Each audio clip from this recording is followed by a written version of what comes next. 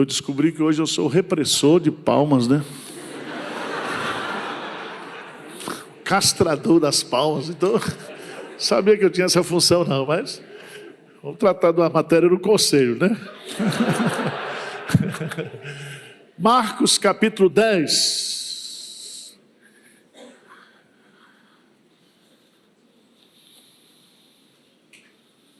Quero falar sobre a bondade de Deus. Eu estou agarrado nesse assunto. Eu estou reescrevendo esse livro sobre generosidade, que é a filosofia da igreja de Pinheiros. Nós temos que ser uma igreja generosa. Amém? Amém. Não senti firmeza, não senti muita firmeza, mas bem. Eu estava estudando esse assunto lá, essa semana, na praia, lá na Paraíba, João Pessoa, Intermares. E o sol lá nasce mais cedo. É o ponto mais extremo. 5 horas da manhã o sol entra no quarto, aí você já começa a louvar. Porque Deus é bom. Quem tem convicção aqui que Deus é bom? Para mim, veja bem, cada um tem um atributo exclusivo que gosta de Deus. Nós cantamos aqui que Deus é santo. Mas o atributo que eu gosto é que Deus é bom. É preferência, tá? Aí vamos lá. Pastor Hernandes está aqui, eu vou pregar sermão tópico. Então, quando ele está aqui, eu só prego expositivo, né? Marcos capítulo 10, versículo 17 e 18. E pondo-se Jesus a caminho, correu um homem ao seu encontro e ajoelhando-se perguntou-lhe, o que ele perguntou-lhe? Bom mestre, que farei para herdar a vida eterna? Todo mundo junto, verso 18. Vamos lá, bem forte? Respondeu-lhe Jesus, por que me chamas bom? Ninguém é bom senão um, que é Deus. É desse jeito. Jesus está dizendo que ninguém é bom senão Deus. Quer discutir com Jesus? Quer abrir um recurso no Procon Celestial para discutir o assunto, a matéria? Jesus está dizendo que o único que é bom é Deus. O salmista diz, provai e vede que o Senhor é bom. E eu estou agarrado nesse negócio. O Senhor é bom. O Senhor é bom. O Senhor é bom. E a gente vê, por exemplo, a bondade de Deus na criação. Diz lá que tudo que Deus criou cada dia, e viu Deus que era bom. No último dia, ele diz, e viu Deus que tudo era muito bom. Então preste atenção, Deus é bom e todo tipo de bondade procede de Deus. A bondade de Deus está presente na criação.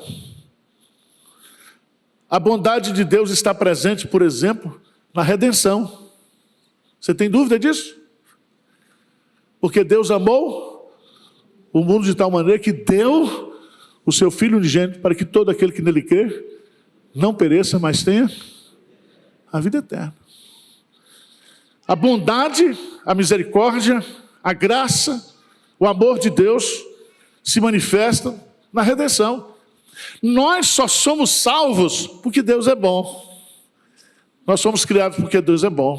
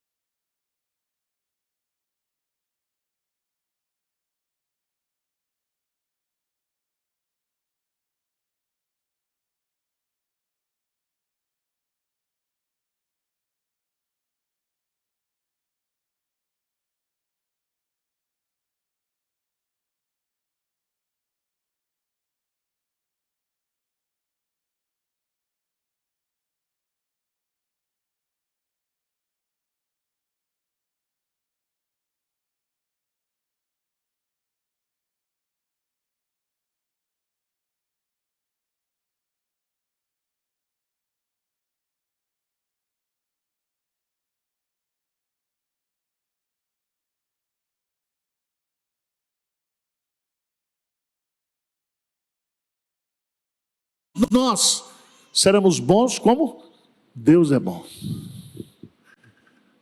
A nossa glorificação. Deus vai tirar todo luto, toda dor, todo sofrimento. Nós vamos desfrutar plenamente desse atributo de Deus, bondade. Bondade. Mas se Deus é bom, e nós somos bons, ou somos filhos dele, nós devemos ser o quê? Filhos bondosos. Então a bondade tem que ser a marca do crente. Certo? Certo ou não? Por isso que a nossa igreja tem essa filosofia. Jesus diz, mais bem-aventurado é dar do que receber. Sede vós perfeitos, como o perfeito é vosso Pai que está no céu. Se nós queremos imitar a Deus, se existe algo que expressa o caráter de Deus, a essência de Deus, o ser de Deus, essa bondade perfeita, então nós temos que ser pessoas bondosas. É um fruto do Espírito Santo. É a manifestação do Espírito Santo. Então nós não podemos ser ruins. Nós precisamos ser o quê? Bons. Terminou o sermão. Vamos embora. E aí, irmãos, eu queria levantar alguns pontos para vocês. Eu queria que você abrisse a sua Bíblia lá em Lucas, capítulo 19. Lucas, capítulo 19. Versículo 19, a partir do versículo 7. Todos os que viram isto murmuravam, dizendo que ele se hospedara com um homem o quê? Por que ele é chamado de homem pecador, Zaqueu? Porque ele era um homem que roubava o povo. Era um homem ruim.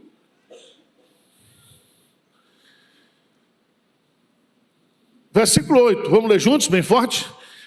Entre mentes, Zaqueu se levantou e disse ao Senhor, Senhor, resolvo dar aos pobres a metade dos meus bens, e se em alguma coisa tenho defraudado alguém, restituo. O que Jesus disse? Hoje houve salvação nessa casa, pois que também este... Presta atenção, irmão. Todo cristão convertido, regenerado, ele é uma pessoa o quê? Bondosa.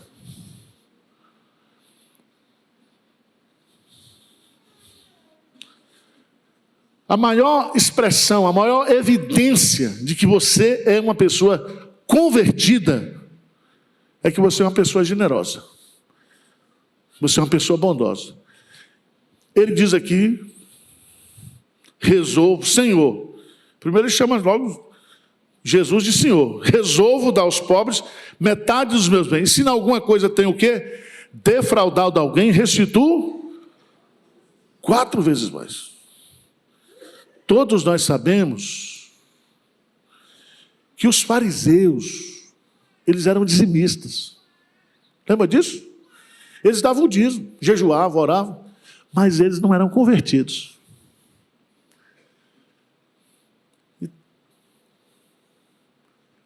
Porque não havia no coração deles essa bondade de Deus, essa transformação. Quem é convertido passa a ser um filho bondoso. Jesus diz na parábola dos talentos, servo bom e fiel. Então, se você é convertido, você é uma pessoa bondosa. Você é uma pessoa que quer o bem do outro. Você ama o outro. Você é uma pessoa que está disposta a ajudar o outro.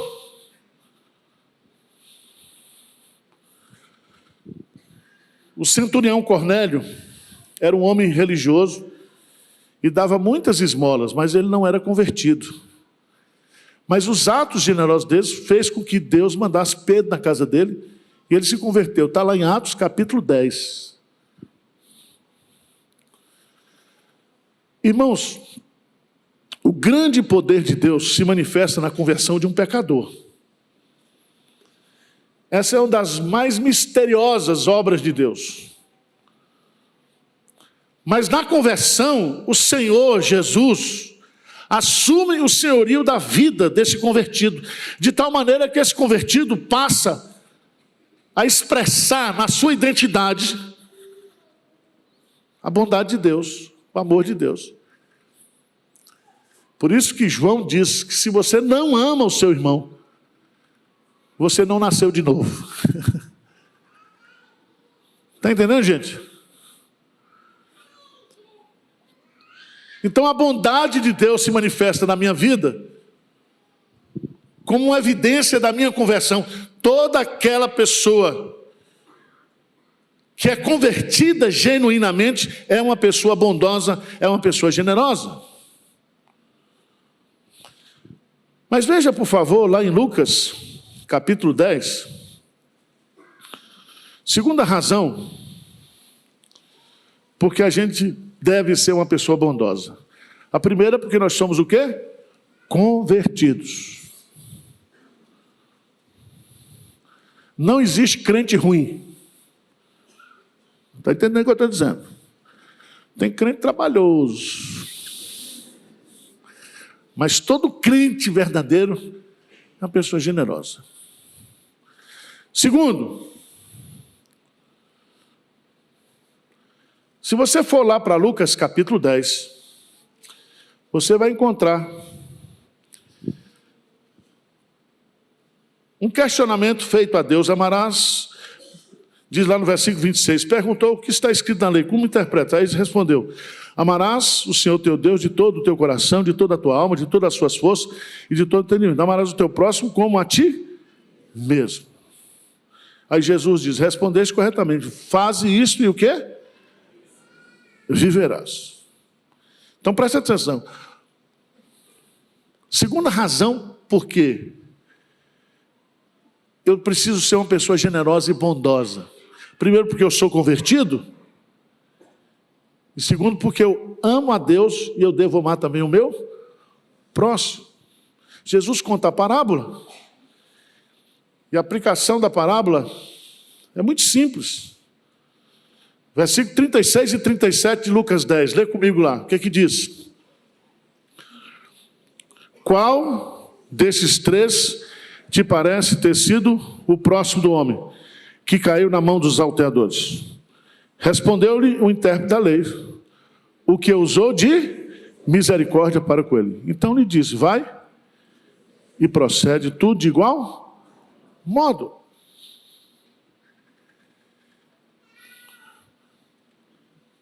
Aquele que me ama, obedece os meus mandamentos. E o meu mandamento é este, que vos ameis uns aos outros, assim como eu vos amei.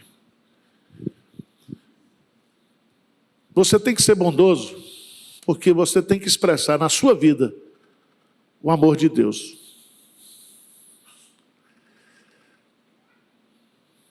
Vocês estão entendendo ou não? Uma igreja começa aqui, é muito difícil a gente dizer que ama um ao outro. É muita hipocrisia. Porque ele não conhece, conhece ou não? Mas aí eu falo, Senhor, me ajuda aí, eu vou amar por atacado. E alguns do varejo. Mas eu tenho a obrigação, como alguém que nasceu de novo, que é convertido, eu tenho que amar a você. E você tem que me amar também, do jeito que eu sou aqui. Uma irmã mandou uma mensagem para mim, disse, pastor Arival, por que o pastor Hernandes prega com paletó fechado e o senhor não? Eu falei, primeiro, o pastor Hernandes, ele representa uma marca de uma alfaiataria lá de Brasília, então ele ganha terno toda semana. Segundo, porque os meus não fecham. Aí eu fui nos Estados Unidos, não emagreci. Eu comprei 2 paletós que fecham, só por causa dessa irmã.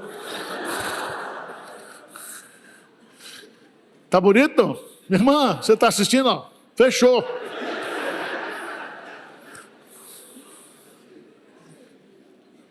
Com uma pessoa dessa, ou a gente é bom, ou a gente mata, né? Isso esconde o corpo.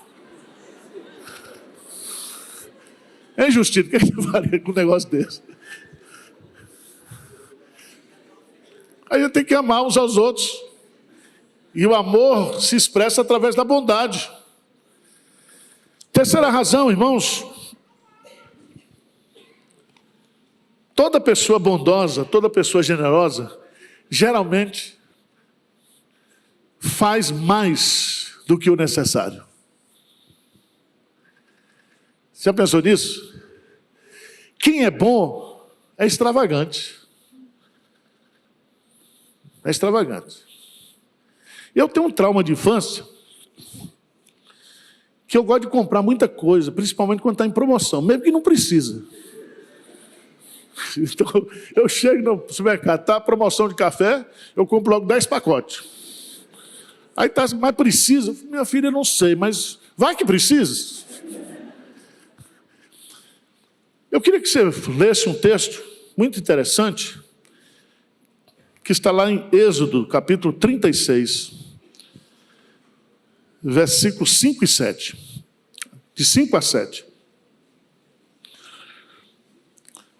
Tem uns irmãos que quando vai doar, ou quando vai dar alguma coisa, parece que aquilo geme, não é isso? O cara, parece que há uma força estranha. Para abrir. Tem crente que na hora do ofertório vai para o banheiro. E eu olho, viu? Êxodo 36, versos 5 e 7. O que diz aí? O que diz? E disseram a Moisés: o povo traz muito mais do que é para o serviço da obra que o Senhor. O povo traz o quê?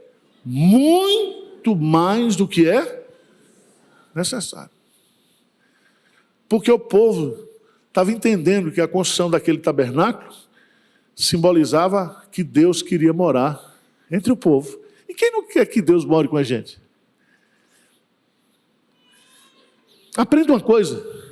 Quem é bondoso? Você acha que Deus dá mais para a gente do que a gente precisa ou não? É só olhar para você. Você está acima do peso. Não precisa fazer aquele exame de impedância. Eu estou fazendo. Eu tenho um mês. Você sobe lá, gordura, não sei o quê, papapá. E a médica, pastor, a barriga não diminuiu. Eu falei, minha irmã, problema. Pastorado é a arte de engolir sapo. Então, vai criando uma lagoa na barriga do pastor. Então, vocês estão entendendo o que eu estou dizendo ou não? Quem é bom é bom. Não existe meio bom. Quem é bom. Não tem limite. Ele é bom em tudo aquilo que ele faz, em tudo aquilo que ele serve, em tudo aquilo que ele doa. Ele é uma pessoa generosa. Terceiro, pessoas bondosas, elas não estão preocupadas em conhecer aquelas pessoas que são beneficiadas pela sua doação. Eu queria que você abrisse a sua Bíblia em Atos 11, 27 a 30. Atos 11, 27 a 30.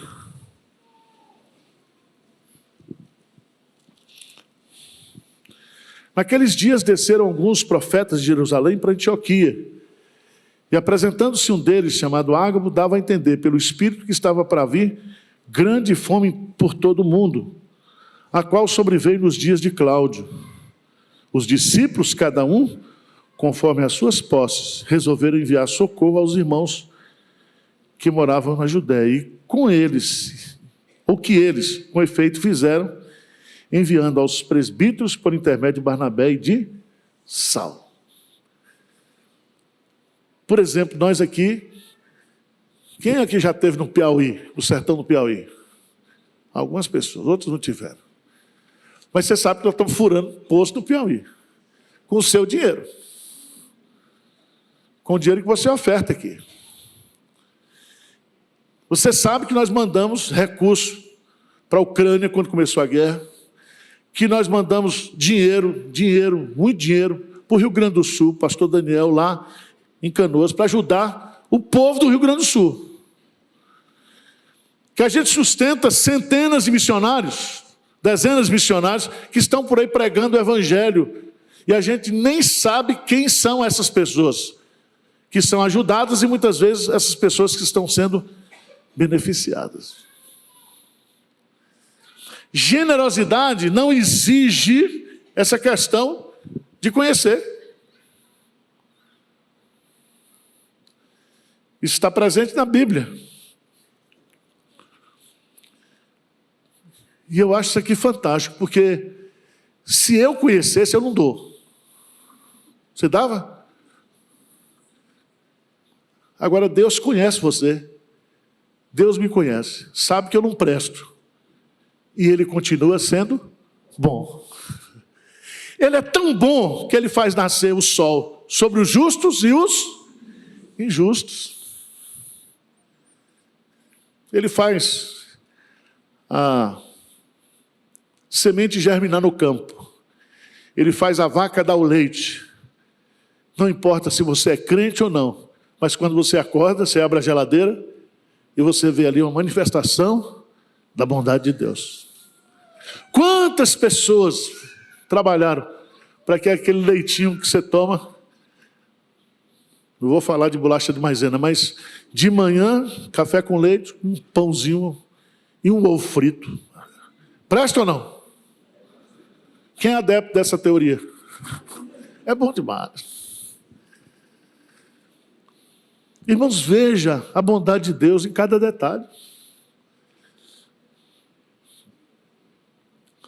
Mas eu queria, não vou falar todos não. Pessoas generosas, elas doam de forma sacrificial, sendo ricas ou sendo pobres, não importa. Quando há uma necessidade, eu abro mão daquilo que eu tenho para abençoar a vida do outro. Sabia disso? Jesus, na Bíblia, fala de grandes ofertas.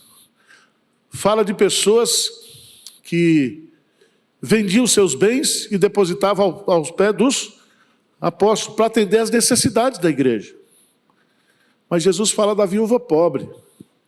E fala dos ricos que estavam ali ofertando grandes valores. Mas a oferta da viúva pobre foi elogiada por Jesus. Porque não é o que é dado. Deus ama a quem dá. E muitas vezes, aquilo que você abre mão para abençoar o outro, isso tem um valor muito grande diante de Deus. Jesus Cristo diz que ninguém podia tirar a vida dele. Ninguém poderia. Mas ele disse, eu a dou voluntariamente. Ele deu por mim e por você a vida dele. Ele poderia dar ou não dar, mas ele deu, e deu de forma sacrificial. Ele, sendo rico, se fez pobre, para que através da sua pobreza nós nos tornássemos ricos. Isso é a graça. É a graça. Você está aqui hoje, não vale absolutamente nada, mas você no mundo espiritual, você é herdeiro de Deus e co-herdeiro em Cristo Jesus. Você já pensou nisso? Você nasceu Durango Quiri, pobre, mas Cristo nos tornou ricos. Amém? Nós que com Ele participamos dos seus sofrimentos, nós também participaremos da sua glória. Então aprenda a dar sacrificialmente. Você já pensou nisso? Você ia trocar de carro esse ano. Você não precisa trocar de carro. Mas precisa furar um poço lá no sertão. Apareceu a necessidade. Se ao invés de trocar o carro, você ajuda. O conselho da igreja quer trocar aquele meu Fiat preto já tem uns 3 anos. Eu disse, não vai trocar não. Primeiro, é um carro abençoado. Ele está há 2 meses sem ser batido. Isso é um fenômeno. Porque eu sofro retaliação. Começa no prédio. Construir um prédio cheio de pilar. Eu não sei por quê. E a minha vizinha tem uns carros de luxo. Eu disse, minha irmã, afasta. Você já pensou nisso? Você gastar menos consigo mesmo para abençoar a vida do outro? Já pensou nisso? Eu estava vendo a vida daquele pastor que plantou a igreja com propósito. Como é o nome dele? Rick Warren.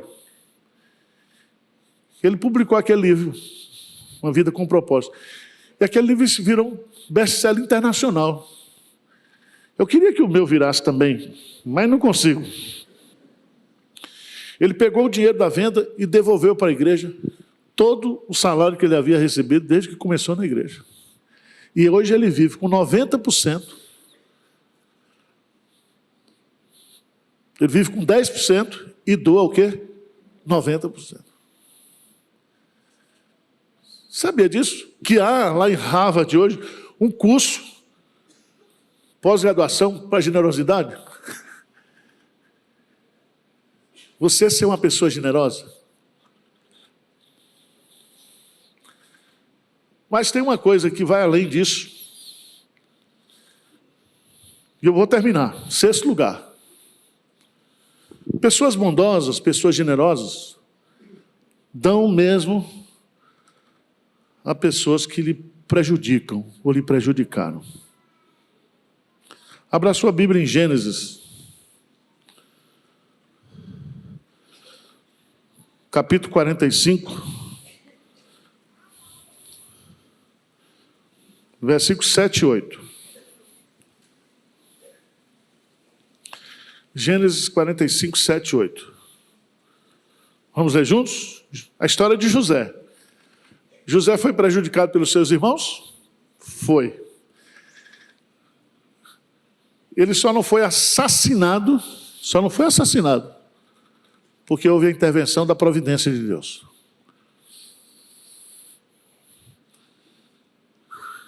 Ele reencontra os irmãos. Chegou a hora da vingança. Chegou ou não chegou? Chegou a hora da vingança. Ele era governador do Egito. Deus havia abençoado a vida dele. Mas veja o que ele diz aí. Lê junto comigo. 45, 7 e 8. O que que diz?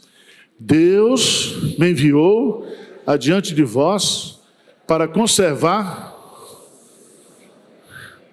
e para vos preservar a vida por um grande...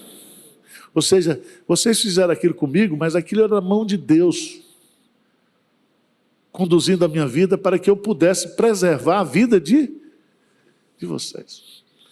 Vê o versículo 8? O que que diz? Se não fosse vós que me enviastes para cá, e sim Deus que me pôs por pai de Faraó e senhor de toda a sua casa, e como governador toda a terra do Egito. Você já pensou nisso? Deus promove você para que você possa abençoar as pessoas que não gostam de você? Isso aqui eu vivo todo dia. A nossa igreja é a igreja que mais abençoa pastor e igreja. E o pessoal fala mal da gente. Por isso que Paulo diz, não canseis de fazer, porque fazer o bem cansa. Porque a ingratidão é muito grande. A maledicência é muito grande. Eu lembro de uma igreja que nós plantamos, depois que nós plantamos essa igreja, eu fui considerado persona não grata. Eu achei até bonito o termo em latim, persona não grata. Mas estava lá na ata da igreja. Aqui, meus amados irmãos, a gente ajuda a gente todo dia, todo dia. A igreja de Pinheiros tem um mel que atrai gente para pedir. E quanto a gente mais abençoa, mais nós somos abençoados. Às vezes você abençoa, você olha para o desgramado, você vê a alma do sujeito. E aí eu fico zangado com Jesus, porque Jesus diz, dá o que te pede. O Senhor, mas o cara não presta. Mas dá. Se a gente for olhar para o caráter do outro, nós vamos querer que Deus também nos trate dessa maneira. E aí nós não vamos receber nada de Deus, porque nós não merecemos absolutamente nada. E Deus diz, a mim pertence a vingança. Nós preparamos, nós estamos com todo o projeto de construção andando aqui, tudo andando, vai sair tudo na hora certa, tá? Mas nós já fizemos um projeto, missões para o ano de 2025. Sábado agora, nós vamos reunir aqui, a gente chama de Feira de Missões, onde a gente apresenta para as pessoas, alguns irmãos bem abençoados, para que eles possam investir em missões. Vamos assumir aí, o ano que vem eu vou dar 50 mil reais para a congregação, 50 mil reais para os postos. Dá para botar o slide para mim aí, do orçamento do ano que vem? Eu vou dizer isso aqui que você vai descobrir que você é uma pessoa generosa. A nossa igreja é uma igreja generosa. Dá ou não? Mapas e desafios missionários. E o negócio é internacional. Eu ponho em inglês também, que é para pedir lá fora. Se puder, traduz para várias línguas. Né? Mas está aí. Passa aí. Olha os projetos nossos ano que vem. 100 igrejas em 5 anos. Os projetos de construção de templo, ação social. Pode passar. Quanto é que nós vamos investir? O ano que vem, 18 milhões, mais ou menos 1,5 milhão por mês. Vai sair daqui para abençoar a vida de muita gente. Diz amém aí, pelo amor de Deus. Está entendendo por que o pastor Arival não tem um gabinete chique? Esse gabinete que eu estou aí, veio de lá. Não, pastor, sou pastor de Pinheiro, precisa ter um gabinete. Falei, Jesus não teve gabinete. E Jesus andava de jumento. Nós temos que gastar menos com a gente e mais o quê?